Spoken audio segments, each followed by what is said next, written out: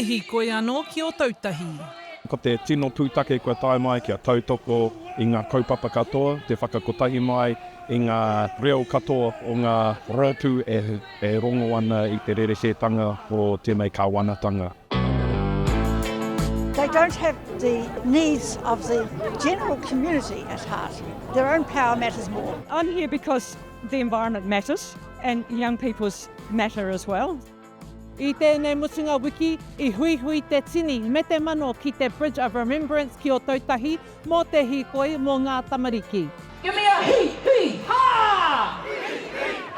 He hīkoi hei tautoko I te mana tangata, te tiriti o Waitangi, te mutu o te riri ki te whenua o Palestine, me ngā take tai ao.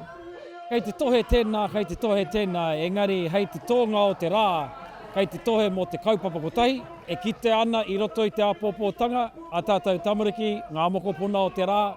The people have turned out. The people are angry because we want the best for our tamariki. We want them to have everything that they need for the future that they deserve. E toru ngā rōpū I tai ki te hīkoi, ara te Pāti Māori, te rōpū kākāriki me te rōpū reipā. Engari, kaore te kāwanatanga o nāianei I tai.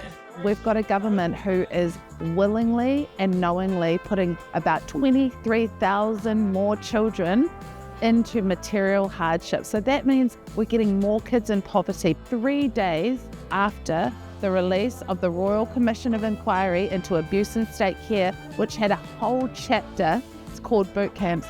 3 days later, they're starting boot camps. We know those recommendations said no more boot camps. We understand our history, how we come to this point, and it's been going pretty good. And now all of a sudden, we have a government that wants to take us back very rapidly. I ki a tākuta Ferris, he mea nui te noho a te pāremata ki te whenua, hei whakarongo ki ngā reo o ngā hapuri.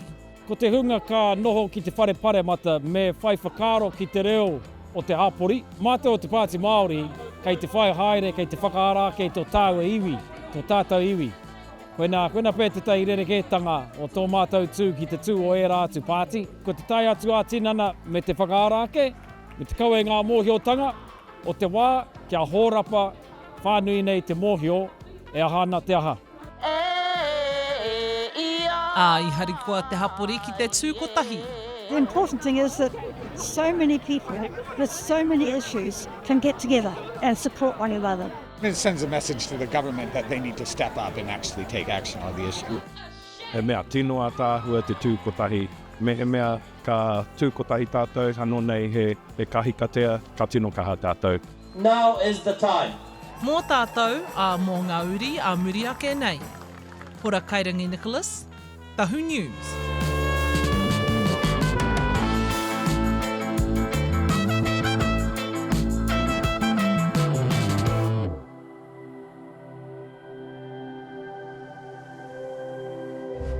Ko te reo